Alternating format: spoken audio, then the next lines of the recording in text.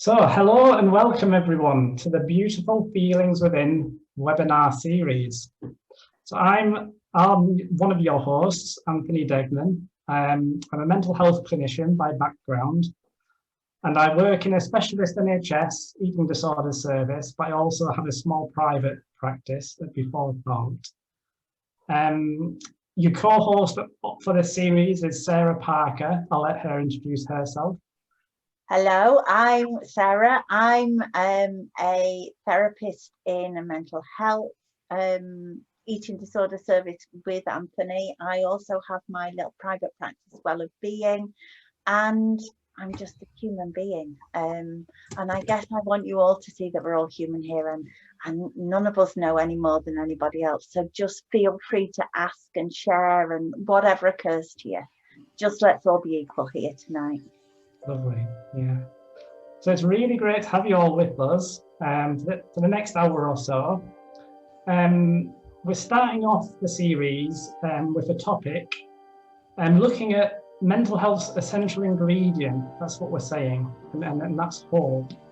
And hopefully trying to see the beauty in mental health, how it's already perfectly within us. So I'll just invite everybody just to sit back and relax. And just listen for nice feelings. And we'll have time afterwards to sort of open things up, and we'd love to hear anybody's reflections or if anybody has any questions. But what Sarah and I will do is we'll just begin by sharing a couple of stories with you all. And I think, Sarah, you're going to start us off, and then I'll sort of go after you. Yeah. And let's just see where we get to. So it's me, I'm on. So, I mean, I think some of you guys know, some of you don't, that I lived for 15 years with anorexia, and I didn't have this particular understanding when I was in treatment or in recovery. It's come later on. But what this has given me is a way of seeing my journey through my illness and into well-being very differently. And I guess what I can see now is that there were absolutely times through my illness where I couldn't see hope. I just had lost hope that I would ever recover. And it does make things harder when you can't see hope for something different. It kind of makes it harder to find anything that says just keep going, you know. And I often say, you know, if I told somebody that had got no money that there was £1,000 under a bush outside my window, if they didn't believe it was going to be there, they wouldn't even look for it. And I think that's what I often felt like through my illness. I stopped looking for anything different because I didn't believe it was there. And still I recovered. How does that happen? When there's no hope there and you still recover. And I think that's, for me, what's so important. It's seeing that just because we can't see it, just because we don't know it's there, doesn't mean it's not working for us anyway. And my hope, my moment of hope, didn't come from feeling better. It didn't come from, you know, somebody giving me some incredible intervention of, well, if you change this, you'll see this. It didn't come from any of that. And there were some incredible people along my journey. But what changed something for me was just a very, very throwaway comment from somebody that I was working with at the time. And she said to me, have you ever thought about counselling, Sarah? And I laughed and I said, what are you talking about? I've had years of counselling. Just in that posh voice, you can tell.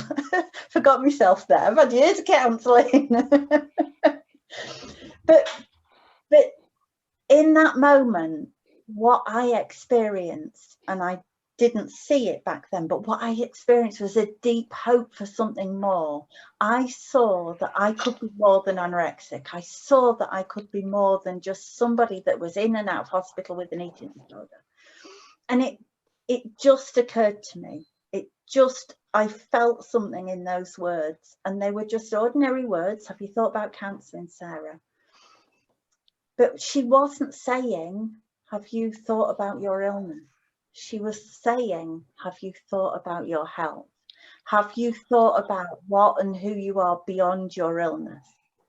And that for me is where hope springs through.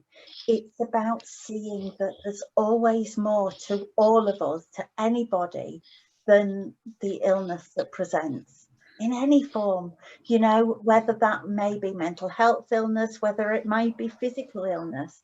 It's, I think for me, hope is just seeing beyond what's presented and seeing that actually there's still life there, there's still well-being, there's still a sense of more than our illness. And for me, that's the essence of hope. And I think it's so important to see that and to hold that and to know that it's there for us. Because even when we can't see it, even when we're not experiencing it, even in the times where I just thought that death was an easier option actually than living with or without an eating disorder, even in those times, something beyond my ability to be human was saying, you've got to keep going, you've got to keep going. And here I am still. Who knows how? Who knows why? Because I didn't try really for a lot of those times in the later years that I was ill. I just kind of lived each day, but something lived me. It wasn't that I found hope or I saw hope in many of those hours, because I didn't, but it's knowing it's there. And I think for us, a big part of our work is to say, just because you can't see it doesn't mean to say it's not there.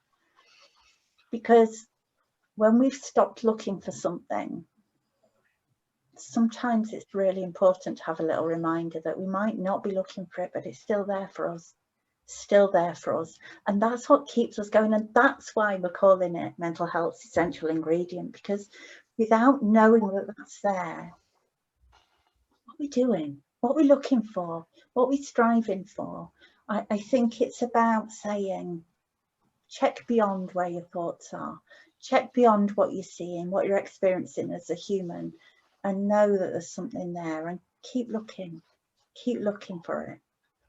So for me, yeah, without hope, and I think that, Anthony, is why we've started off with hope, because it is so central. And yet for a lot of people that we work with, often it's kind of a little bit invisible. And we're here to just say, some people might lose sight of it, but we don't have to. And when we do lose sight of it, just remember it's still there. And Sarah, when you were saying a little bit about the understanding that you've come more across, it sounds as though like you managed to find that hope in recovery through your journey. But has anything changed, do you think, with bringing more awareness of how your mind works, do you think? Massively, Anthony, massively. So the last few years, I guess I know that sometimes when I have a busy mind, when I have a lot of insecure thinking, when my thoughts are doing somersaults, it's hard to see through that. And I get stuck in the stories of not good enough, or, you know, can't do this, or shouldn't do that, or should be more this. I'm human. I get stuck in those stories.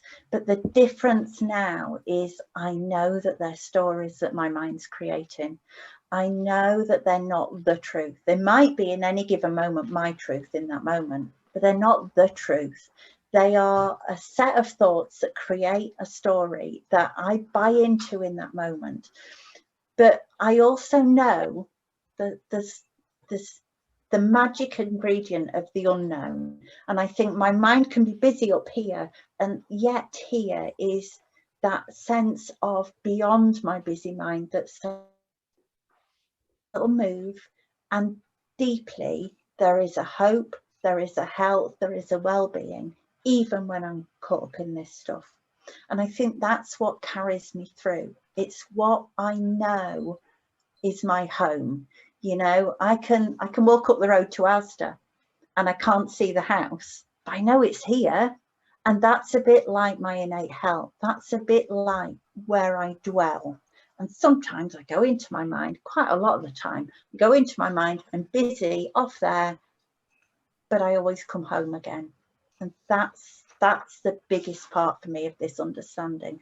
It's knowing that in that place where I dwell is hope, is love, is beauty, is joy, is health. And sometimes I leave it in my busy mind. Right. And I guess, Sarah, my kind of story, if you like, I guess, in terms of mental health, is that, I guess, even though I've been working in mental health services for, I think it's like 9 years now, I guess for me, like, it was only 3 years ago that I'd uncovered, I really sort of realized what mental health was. And that sounds strange when I say it back now, is that I've been this mental health clinician, or this person trying to help people with their mental health. Yet only 3 years ago did I truly realize what that even meant. And the reason for that is that, you know, I think years ago, my sort of idea of going in to help other people was spending time with them, perhaps like going, my vision, what I had in my mind was kind of seeing people in the community, going on a bus together, trying to get them out and about and just being kind, I guess, to people. So I didn't really have any idea of mental health before that. To be honest, like when I left school and college, I was well into computers. So I did a lot of computer programming, and I went and did engineering at uni. So totally different sort of industry, really. But I got fed up with the maths, and I decided to just go abroad for a while and teach English in Italy and Slovakia. And that's what sort of brought me into where I'm at today, in a way, is that I enjoyed working with people. But I think as I came in to do training in mental health services, progressively more and more, like you described, Sarah, I got really into my head about how to help another human being. And I think, innocently, I think there's just this huge emphasis on our psychology, understandably, because we somehow have to delve into all our thoughts and feelings and the detail of, in order to try to fathom out what the answer is. And so my training, I guess, and as I started working more and more, I guess I became more and more expert, like you said, Sarah, on what illness was. And often that sort of image I had at the start seemed to fade into this, each day just having conversations about problems, really. And I began to kind of, me myself, feel stressed when every day I had to talk to people. And I can remember kind of just starting my career and going home in the night and just having headaches and just feeling tired a lot. And that's why I say that it wasn't until 3 years ago that I think I started in our service, and I just heard the term innate health. And it puzzled me because I hadn't come across it before. How could I not have heard of this term, innate health? So it's the complete opposite, isn't it, of saying that, you know, we've got to work really hard to get change. We've got to, like, it's going to take X amount of years. This is how I've kind of learned. But you know, you've got to sit down with people, and you've got to really talk and loads of techniques and strategies to practice. And then you came into the office, Sarah, and were like enthusiastic about innate health. It's the best thing since sliced bread. And I was like thinking, well, hang on, what's innate health? And then someone else came into the office, another one of our colleagues, Jess, and she'd had this like change of personality overnight after reading a book. So much so, hey, Anthony, that people had her in the office because they thought she was going a little bit crazy. So I'm really scratching my head at this point. You know, I'm thinking, what on earth is going on? You know, and that I must admit, that got me curious about reading what innate health was. And anyway, I think Sydney Banks' name got bandied about. Don't think loads of people were listening or reading about Sydney Banks, but it just captured my attention really. And so every night after work, I was listening. I think he's got like a series of lectures online that you can listen to. It was like different. I mean, I didn't even realize he was dead. You know, I thought this guy was still alive. And I'm just listening to his lectures. And first of all, had all this like chatter in my head, like you said, like, well, that just sounds like CBT, and he's a bit arrogant, isn't he? Like sitting in his chair, like he does. Like, who's he thinking he is? That was really judgmental, you know. But like your stories are like, even though I was like making all these judgments, every night I'd be keen to watch the next one. I have no idea why, because I would have thought that if I was really like against it, I would have switched off. But like I just seem to just keep going back to it. And eventually, you know, when you just watch something for the sake of watching it, and I just eventually just listened to it as if it was background noise, because I've just got into this routine over 2 weeks of listening to Sydney Banks. And I remember thinking, I don't have a clue what he's talking about. So he was using terms like the form and the formless and this and that. I was saying, I don't have a clue what he means. And I'd kind of given up at that point, trying to fathom it out. And then the most incredible thing happened is that basically, you know, like if you've got like all these thoughts going on and someone's just like gone in with an egg whisk and they've just scrambled your head. That's what basically happened to me overnight. That I couldn't sleep and like my whole brain was just getting scrambled. And then the next day, it was just like a light switch went on, and I had a totally clear mind and just been looking at the world, and it was just really beautiful. Like it was just everything. Look, I mean, I honestly thought I better not go into work because they might think I've taken something. You were in the same room as Jess. That was my only worry, to be honest. How do I just act normal? And I had no language for it then. Like I couldn't describe to you kind of what it was all about. And in my sense, is like this past 3 years for me as a human being, has been just trying to get some words to describe what the hell happened. Even now I struggle, to be honest. I'm trying to share this story and I'm probably thinking, what are people going to think when I'm saying all of this? But yeah, so as a concept, what we're saying is right here, right now, everybody is sitting in perfect mental health. And in fact, the world, this reality is perfect.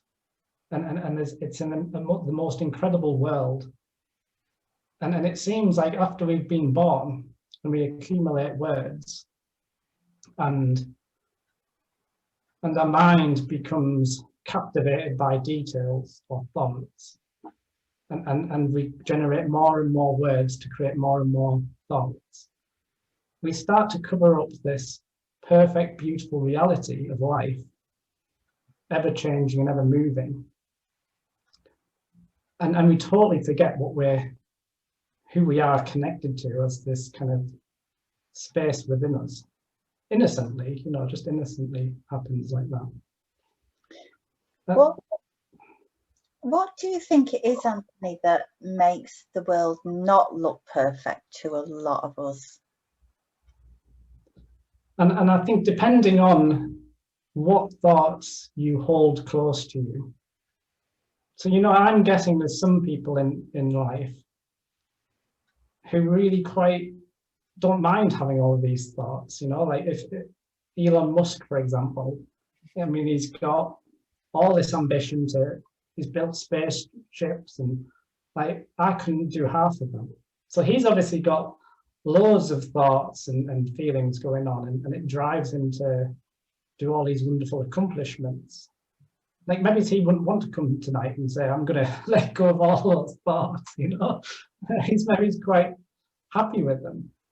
But I think sometimes if our thought, depending on our experiences and how we end up thinking from them in life, if you end up with a lot of insecure thoughts, a lot of negative thoughts, and then suddenly your brain just outputs this experience for you, literally paints life in this, through the veil of all of that insecurity, my guess is you're probably more keen to want to see a way out of that.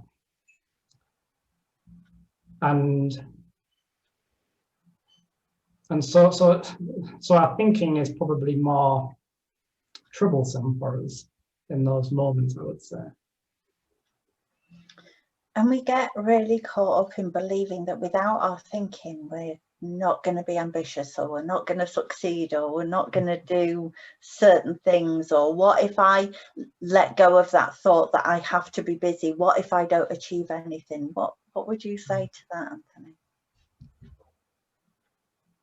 And I think this is the difficult thing, is because we've come to learn this as we've been exposed to other people's thinking, and we move through life hearing all these different messages, and particularly when we're young, I think our minds are very vulnerable, so we take a lot of other people thinking for our own. So I guess it really comes down to kind of really getting curious, and this is what I say to people. I say, what does success mean to you? You know, what is your definition of success in life? And I think in the book by Cindy Banks, in was it In Quest of the Pearl, or was it the first one? I can't remember if it was the first one now. But it's a story about Jonathan, who goes off to Hawaii, and he meets someone on the beach, and then they're chatting, and this is, Sidney Banks wrote this in his story. You know, he said, like, what is success? And Jonathan as a businessman, had his own sort of idea of all of that. And he said in response to this other character, this person, I don't know who Sidney Banks based it on, but his response to that question was, don't quote me, but I think it was something like happiness and contentment.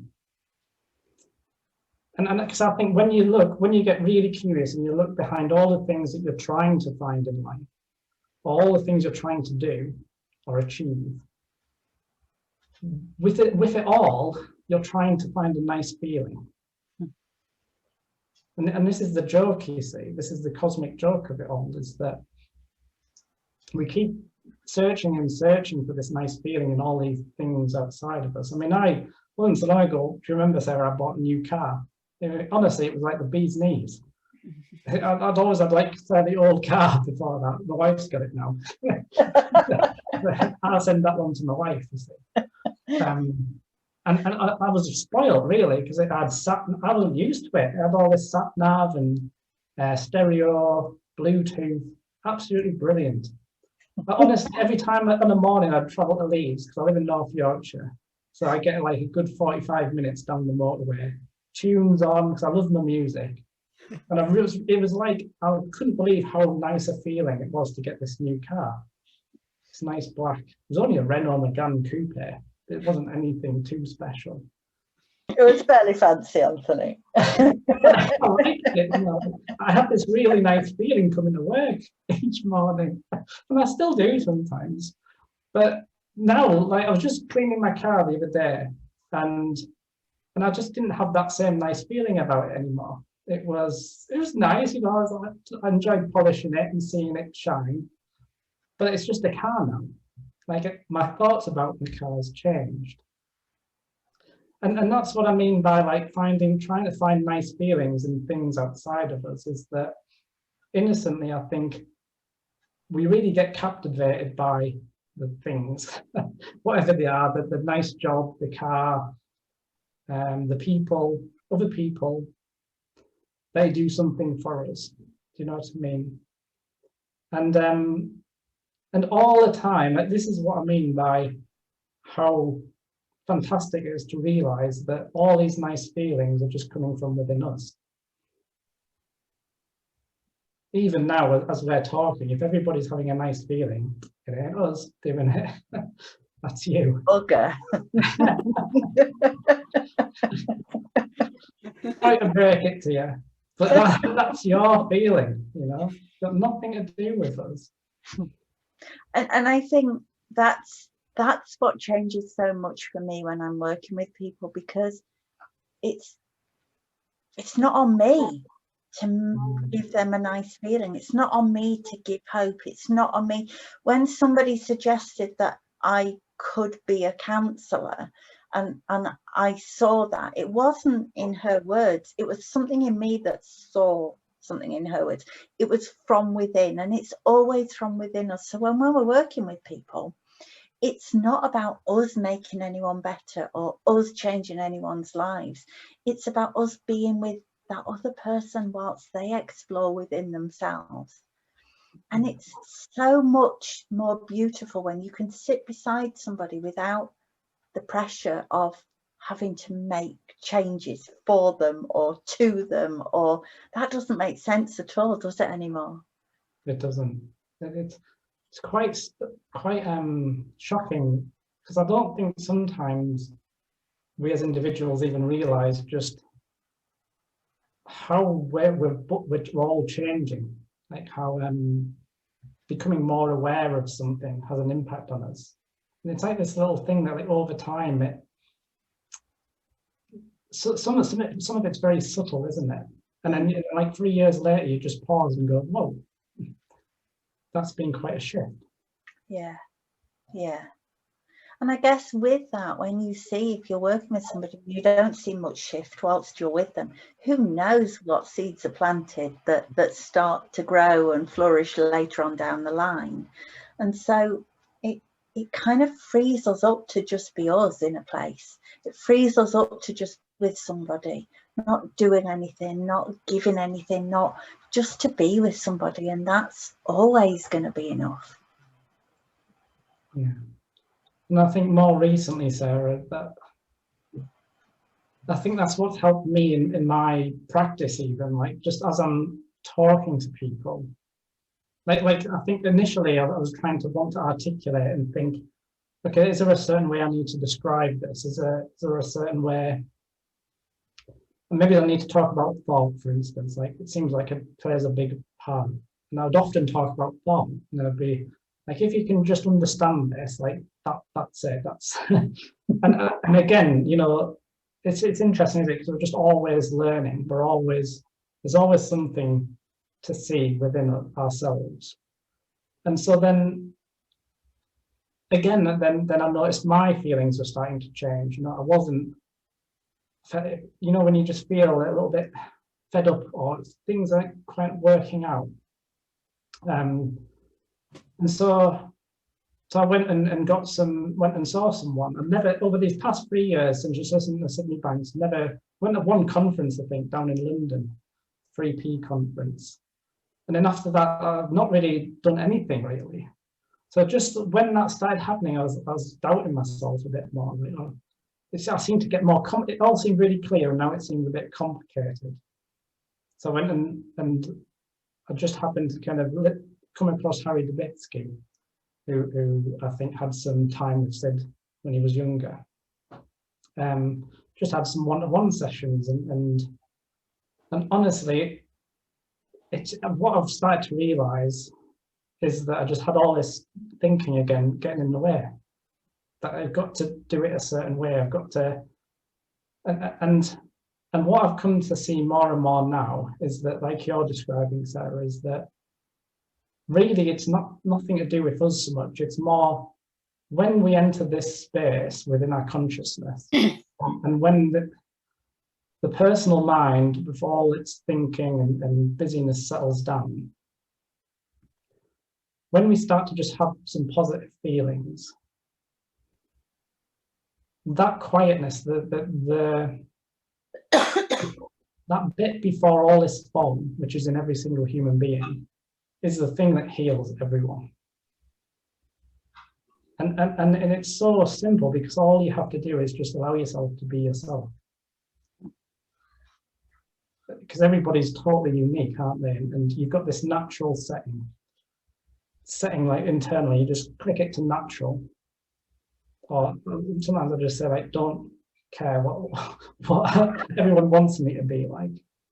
I'm just going to do what feels natural to me, to be my. So it's almost like we've gone out looking for ourselves, only to realize there's nothing to find out there. It's already just, again, within us. And as soon as that happened, I settled right down and just joke and laugh and just have fun, do nice things. Don't need to evaluate, don't need to analyze it all. So simple, but then simple's quite difficult to the mind. Yeah, isn't that the hardest thing, is just seeing that actually being in our busy minds is what takes us away from that, not what takes us to it. And I think it's a really different concept from what we normally hear, see, offer in mental health. We kind of quite like being the experts in mental health.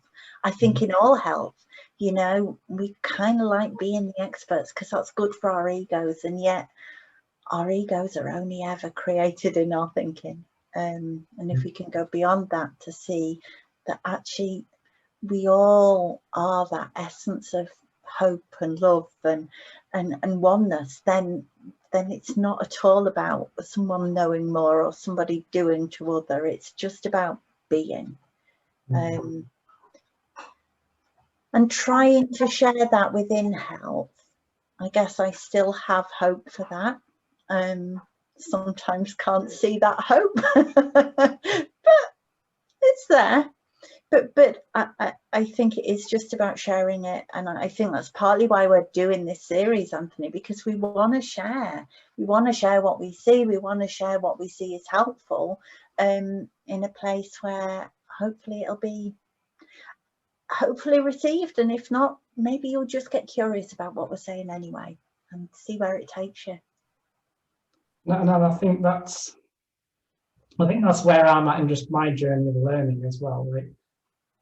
Is this? I think Sydney Banks said it, that in order to get more, you've got to first empty your cup.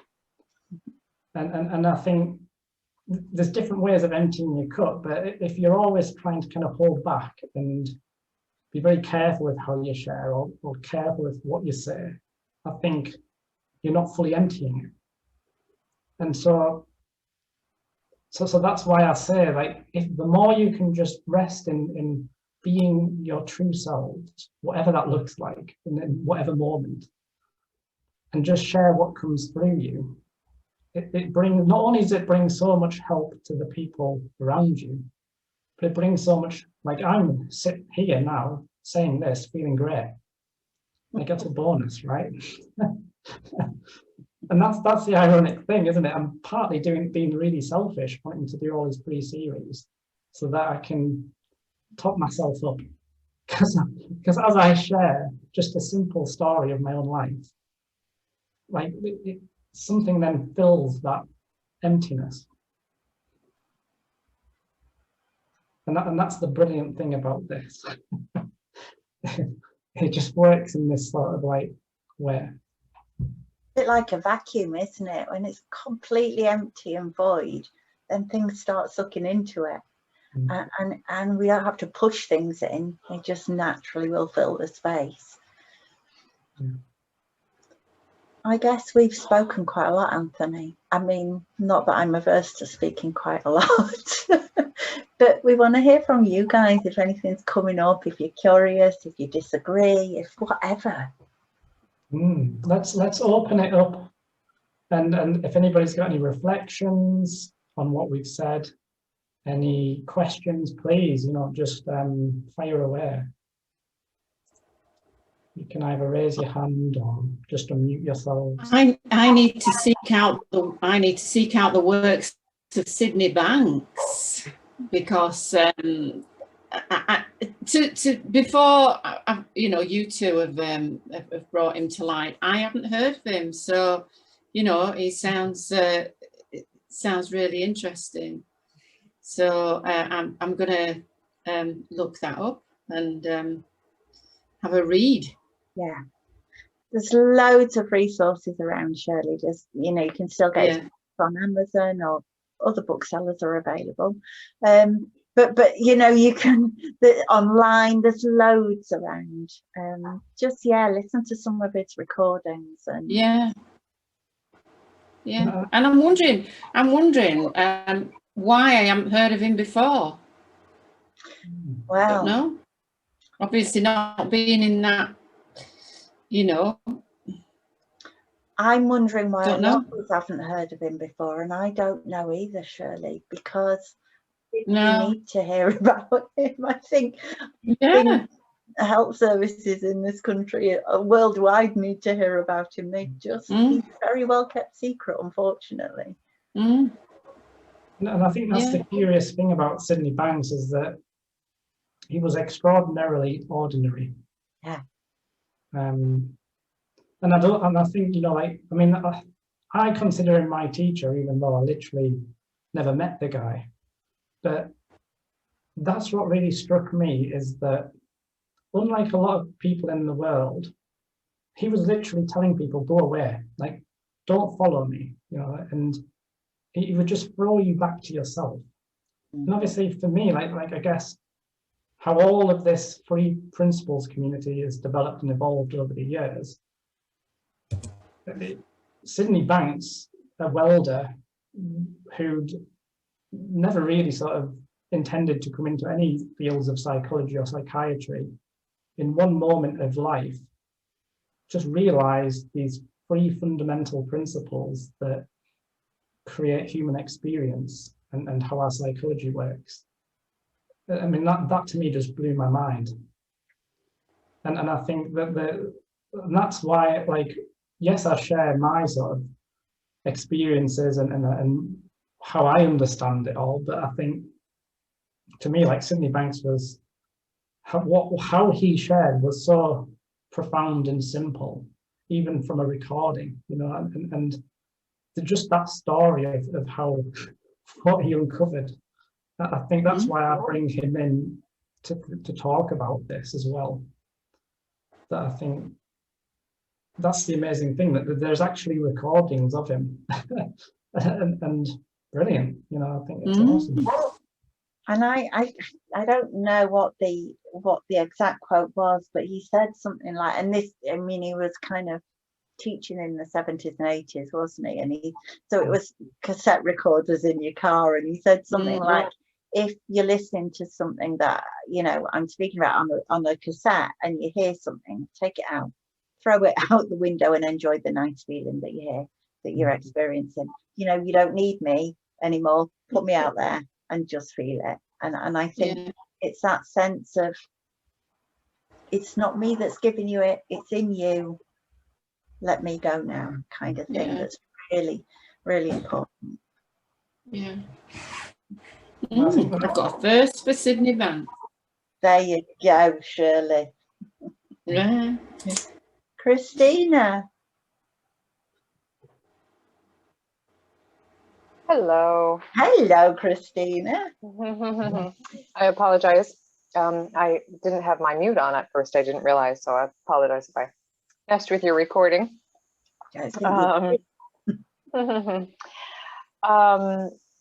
I'm really curious, going back, well, and actually tying into what you just said, Sarah, about that it's within you.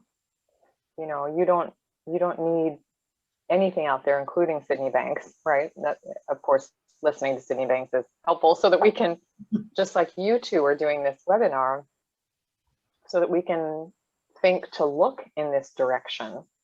Because Anthony was saying, you know, we weren't focused on innate well-being, we were focused on the problems, and we don't think to look there.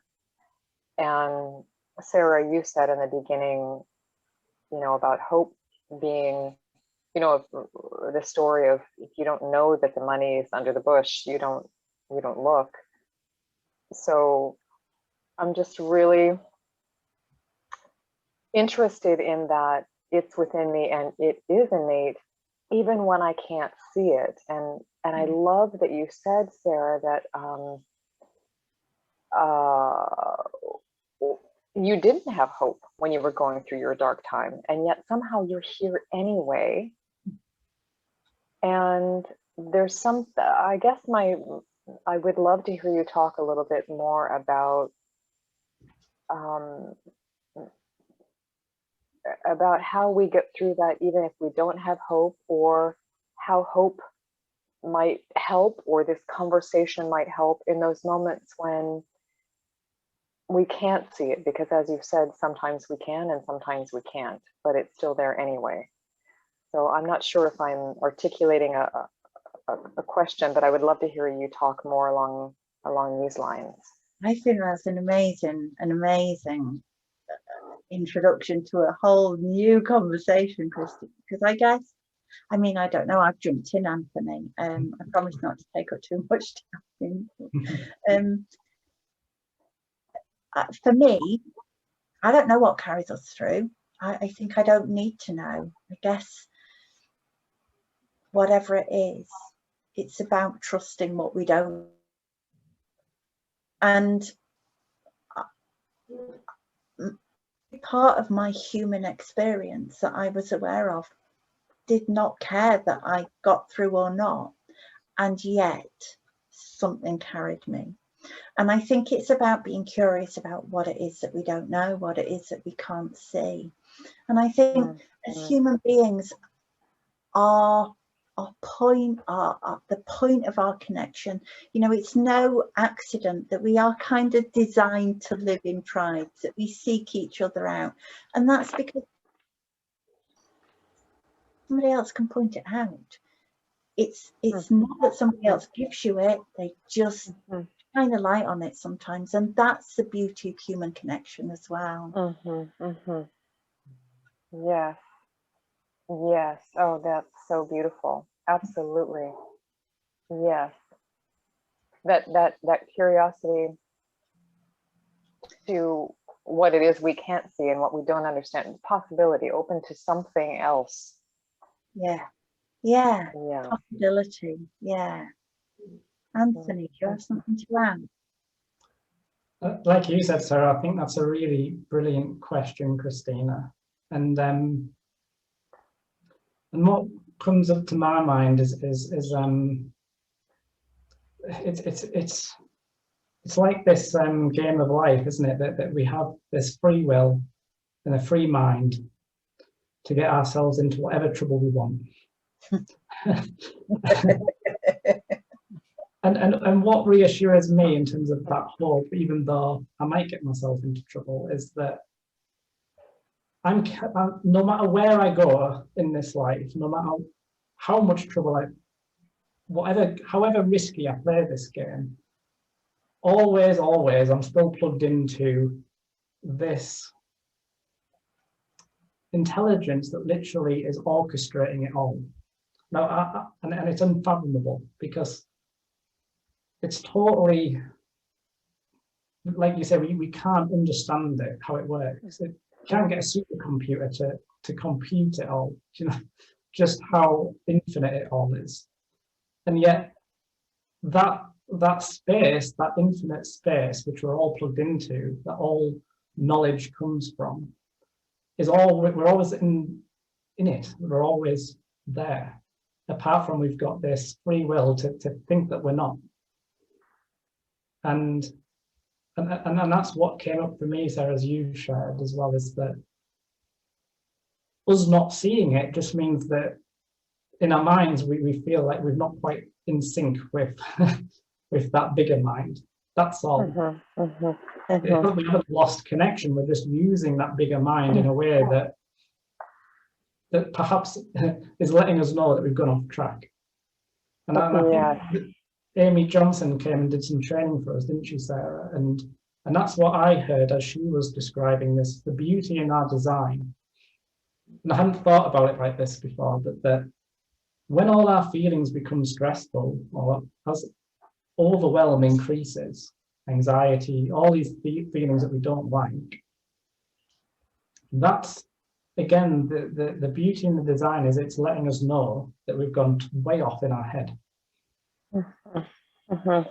We can always override it, but it's still there as a signal to us all the time. Yes.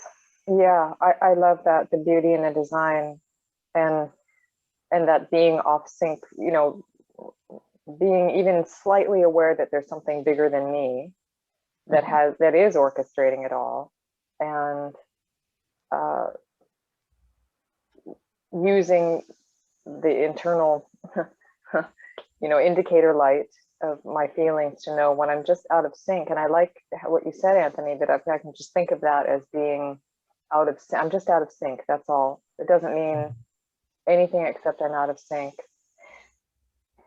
And your mention of design too goes back, for me, Sarah, when you talked about I didn't have hope but I got through anyway, then I get curious about the design, a possible innate design or an innate draw for life, or life itself carrying you forward, whether your mind happened to be lined up with bigger mind or not. Yeah, yeah. And it's that phrase that I really love, Christina, the idea that we don't live life, life lives us. Mm-hmm. And it's settling into that knowing, isn't it? Yeah, yeah, yeah. Thank you, beautiful. Thank you, Christina. Thanks, Christina. Thank you, Anthony. Ellie. Hi guys. Hi, Ellie. Hiya. I'm so loving this space, and thank you, Christina, for such a lovely thought-provoking question, because what it sort of brought to me was that my experience of hope, when I've looked back at it and when I look forward of it, is really intertwined with a lot of self-love. So I had an eating disorder as well when I was a teenager, and even kind of after recovery, I still carried so much thinking around being broken and so much guilt about what I'd done, and feeling so bad about what I'd done to myself, my body, and it was only this kind of understanding that made me realize for the first time that actually all of those times that had gone before, exactly, you know, as you were describing, Sarah, all those moments where I just thought, do you know, I think they could be wrong about me saying that I'll never recover, or do you know, I think I'm probably meant for something bigger than counting the calories of this crisp packet, or those little moments. I look back now and I see, oh, there it was. There was my hope. There was my health. I didn't have the language for it. I had no idea that was happening, but there it was, like popping its little head up and helping. And actually I look back and I think even in those times where I was really struggling and I was hurting myself and I was doing, that was my health's best thinking. That was all it had access to at the time. And that was in its own way a loving action of trying to protect me, trying to keep me alive and trying to keep me going. So that to me was really revolutionary. I looked back and I thought, I've got this like legacy of hope. It's always been around me. And that felt like such a loving experience. And then thinking in the future, absolutely, sometimes I lose sight of hope on all sorts of things. But I think my experience of it is like a continual, oh, there it was. There it was, and actually there it will be again at some point in the future, and knowing that deeply. So I think one of my kind of questions for you was maybe particularly, Sarah, in your kind of recovery journey, and as you sort of turn around and look back at it, do you think this understanding and like the way that hope has been threaded through everything that happened, the good and the bad, has allowed you in your process of healing to bring in forgiveness and to bring in understanding and compassion for yourself? Absolutely, Ellie. And I don't think, you know, it's really interesting because I think, well, I got through. Why would I beat myself up? I got through. And actually, in getting through, I had the most incredible experience of I maybe didn't at the time. My goodness, 15 years of anorexia, in and out of hospital, you know, in intensive care at times, being tube fed, and here I still am, large as life. If that isn't resilience in action, I don't know what is. And yet this understanding has allowed me to understand it in those terms, because I didn't see it as resilience at the time. I saw it as failure, as weakness, and yet now I see, well, what's to forgive? I survived, I got through it. I did the best I could. When I saw that life looked really scary and really tricky, I did what I could, and yet I'm still here. So that's all good, eh? Mm. But yeah, I guess, you know, back to what Anthony says about looking for the good feelings. I can't change the past, even if I wanted to, which I don't. It wouldn't serve me to sit in a place of wanting to change something that is unchangeable. And, you know, it's only by my human judgments that I think that that time was wrong. When I sit in the place of, it's all a grander design than I know about, why would I say it was wrong? Got through and I'm still here. Talking rather a lot. Sorry, guys. Talking beautifully, Sarah. Thank you. Yeah, I think for me, there's something there, like there's a reason that I use the word love when I sort of talk about this perspective and my relationship with Hope, is that love is that kind of, our ideas about perfection and doing it correctly don't enter into the equation with love. And equally, you know, we don't best experience love when somebody's on top form or when they've said the correct thing. Or so equally, like you know, that sense of what I did was showed up in every single moment, and I did my best thinking. I tried to protect myself and tried to, and that's, yeah, like you say, where would we forgive ourselves in that? Yeah, but amazing. Thanks. Thanks, Abby. Rowan, did you have your hand up first? Yeah. I did have my hand up. I'm not quite sure where to start, and I certainly don't feel that I'm as far along the road as your smiley face. Everyone's smiley and happy and whatever, and I'm not smiley, but I find it very hard to accept feeling good. I had a breakdown last June. And I'm nearly at the top of the hill now. I've nearly got to the top of the hill, but I still feel, unlike both of the last ladies, I still feel that I need to forgive myself for what I've done. And I know that Hope's got me as far as it has with intervention of other people, because they've told me, we're not doing this, you've done this, you've got yourself this far. But it's really interesting that everyone that's speaking so far is very happy to be happy and feel good, and I haven't quite got there. So I'm sort of wondering, how do I get there? And hope that my question isn't sort of, I feel as if I'm a little bit behind everybody. Anthony, That's do you a big want to talk, or do you want me to? No. No, I think that's and I love that you're sharing that, Rowan. I absolutely love that you're sharing that. Thank you. I always jump in, but I'm going to give Anthony some space. And I love that you've shared openly, Rowan, just where you're at. Yeah. And I totally resonate with this idea of forgiveness. That I think it's just at first, when I first started hearing, understanding, believe me, what I would first want to say is I'm no different to you. I'm a human being with my own experiences and my own mind that gets in the way at times, right? And I think, and what I like to think is that we're all these individual human beings doing life, and the beauty of this spiritual psychology is that on this plane of existence, literally everybody is equal. There is no one that's more wise, more knowledgeable, has got more to offer than each of us. Just all, it's the equalizer. And I think for me, that when I heard Sydney Banks talk about forgiveness, what I heard was that forgiveness is this beautiful way of letting ourselves off the hook. That no matter what's gone on in our lives, what's going on in the world, is that when we look in the mirror, we see an innocent person. And then in his sort of talk, he says it, but you look in the mirror and you say, innocent my foot. I think that's what he said. And then he says, why? and you're back to thought again.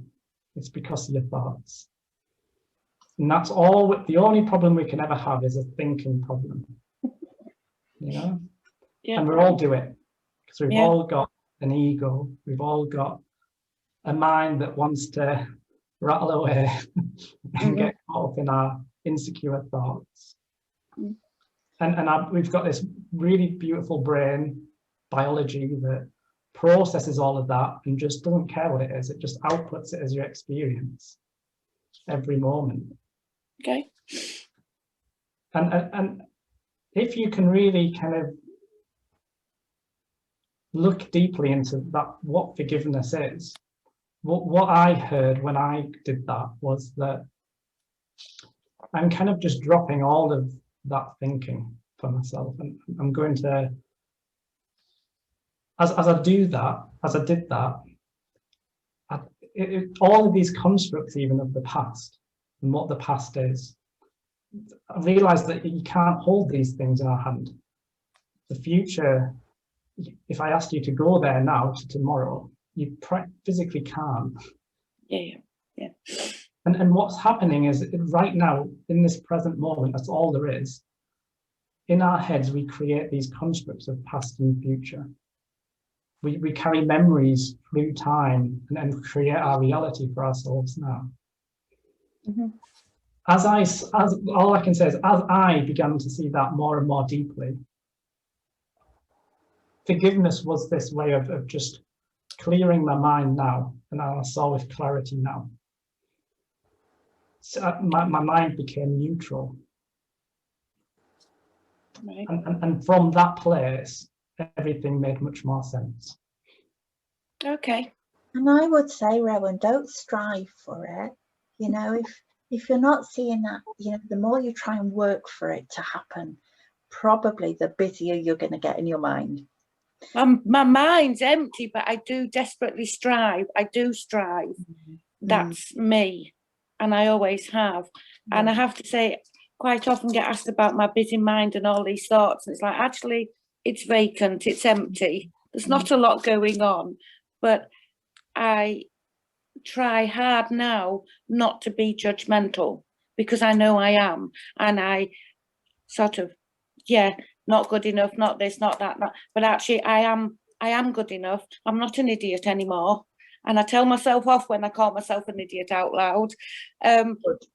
So yes, I am a lot less, but actually I will always be a striver, always. And I guess that's kind of okay. And you might surprise yourself. You might not be. You know, who knows what the future comes? And right now, what you're seeing is, I am a striver and I'll always be that way.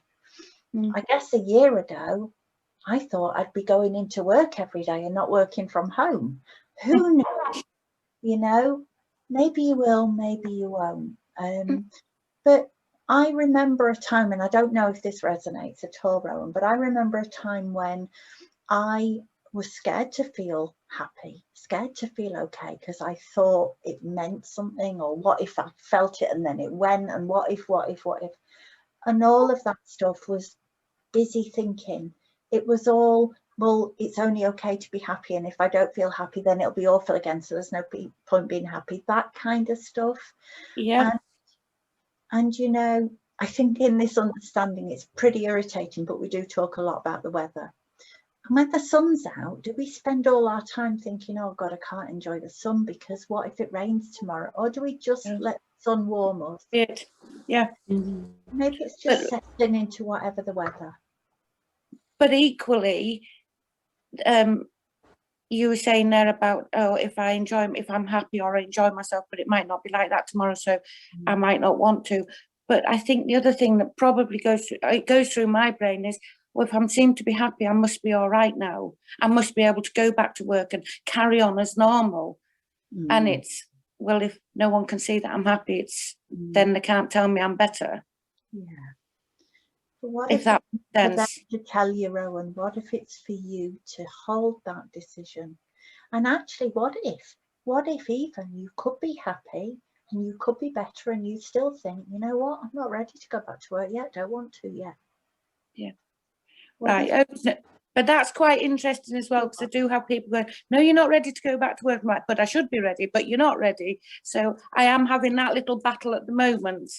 Yeah. So actually allowing myself to be happy and go, actually work can wait, it doesn't matter, because actually I'm important. Yeah. Yeah. So I get some of it, I just don't get all of it. Well, isn't that the case for us all? I think Probably. we're all a work in progress. Okay.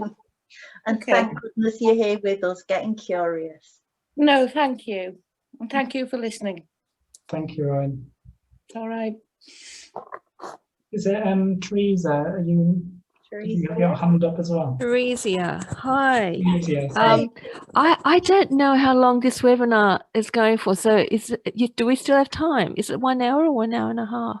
Well, it's an hour, but we've got time. Oh, yeah, we've got time. Have we got time? I'm speaking for everyone. I've got time.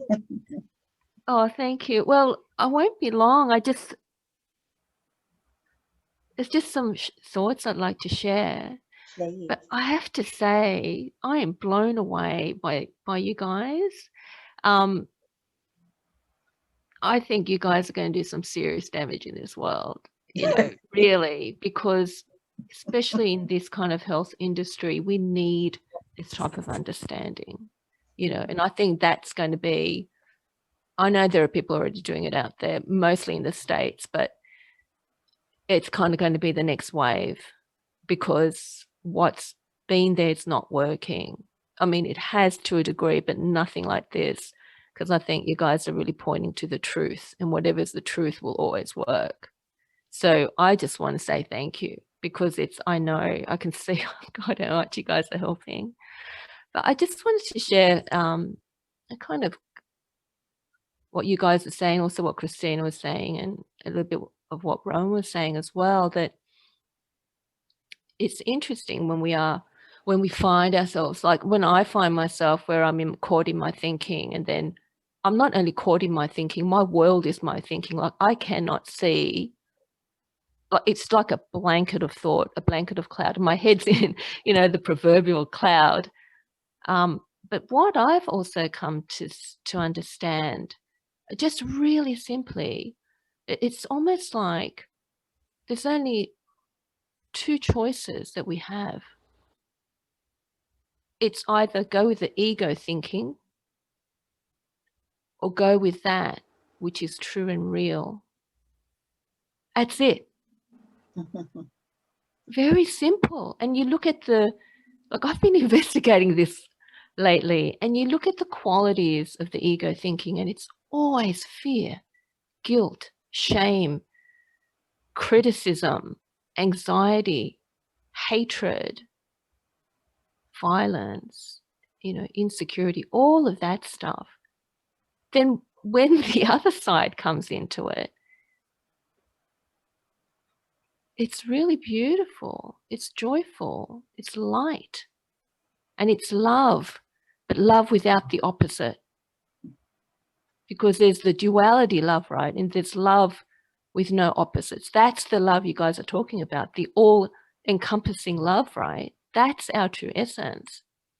So I find one of the things that's helped me is that when I'm caught up in this, some of you were saying, like, what do you do? Like, how do you get out of it? And I totally agree with you, Sarah. This is why we have each other, to help point us. But also, when we're on ourselves, to remember to ask. Yeah.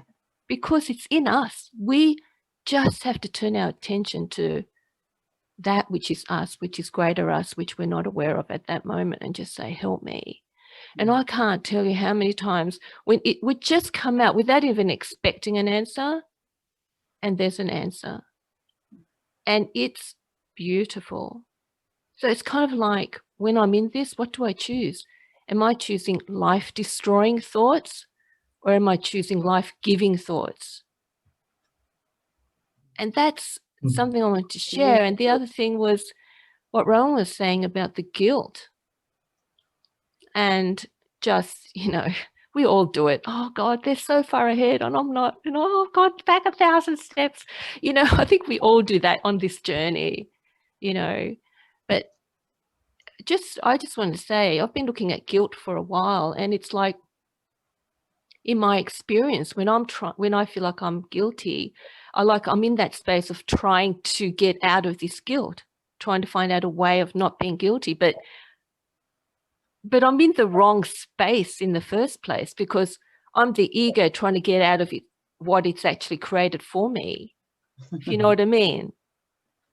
But like you guys were saying about innate health, it's already there. It's like, just maybe I don't have to do anything with the guilt, because just maybe I'm already innocent. Teresa. So that's something that I've been looking at lately. And what you're saying, Anthony, when you're talking about forgiveness, and there's that clearing, that neutral of the mind, to me, what that says is, that's because you're innocent. There's nothing you have to do. There's nothing to forgive at the end. It's just like, let's shift our attention from what all that noise is back to, oh, it's really okay. I know it's not always easy, and it does take practice, but yeah, it's like what you're saying. It's all here, isn't it, within us? And we have to keep reminding ourselves. And I think that's why what you guys are doing is just amazing. So thank you. Thank you for listening. Beautiful, Teresa. Thank you. I love that, Teresa. Thank You're you. welcome. Thank you. Have we, Christina, did you have your hand raised from before? Or you... I would love to just say a couple more words, if that's okay. Yeah, please. Yeah, we'll come to you next. What doesn't come to me next? There's so much richness in this call, and I feel like there's 100 other topics. I mean, I realize they're all talking about the same thing, but so interesting. And I could be in this conversation for hours, but I won't. I'll be brief. Teresa, I just had to say, you were my mind when it's connected to larger mind. You just spoke it with such clarity. I had goosebumps with your sharing, and I so agree with everything that you just said. And in fact, transcribe it and then make an article and send it to me, because that's amazing. And I just wanted to say that I so appreciate and agree with Teresa that you two are offering Anthony and Sarah something really special here. And I'm so in love to be part of it, and glad that you are here and having the conversation, and I will be tuning in for more. And some of the brilliance of it is that there's the wisdom that people are bringing forth in this call is just really speaking to me, and just really shine that light on that innate wisdom that we all have. And Teresa, the small mind, the ego, as you're calling it, that is what hopelessness is that just misalignment. And I love the love without the opposites. And Anthony, I also love the only problem we can ever have is the thinking problem. Honestly, I could comment on everybody. I just feel like I want to write down what everybody said. So I'm so glad you're going to have the replay. I'll stop talking. Mostly I'm just on here to say, oh my goodness, I'm loving this call and everybody on it and everything that's being said. Thank you so much. I can really feel the love from everyone. It's been such a lovely space to have. Thank you so much. Yes, thank you all. I think I totally agree with what people's reflections were. It feels like it's been a really beautiful space. And I think that's been as we were planning this as a series, as our intention was to plant positive feelings, to create a space which helps quieten people's minds, and just share a little bit of how we've come to see how our minds work. That's our intention. we hope that you can all join us in 2 weeks' time. It's going to be a Wednesday, not a Thursday, but we've got Harry Dubitsky has been running a group in the UK where people have transformed their lives from various physical and mental health, what we would be called diagnoses, I guess. And they're coming to share their transformations and their wisdom, their ongoing insights and wisdom. And I think that will be really special to witness and to hear. I'm looking forward to that. So please join us if you can. We'd love to have you join us. See what comes up for you between now and then. See what comes up for you next time. But please join us. Thank you so much, all of you, for being here with us. We've loved it. I've loved it.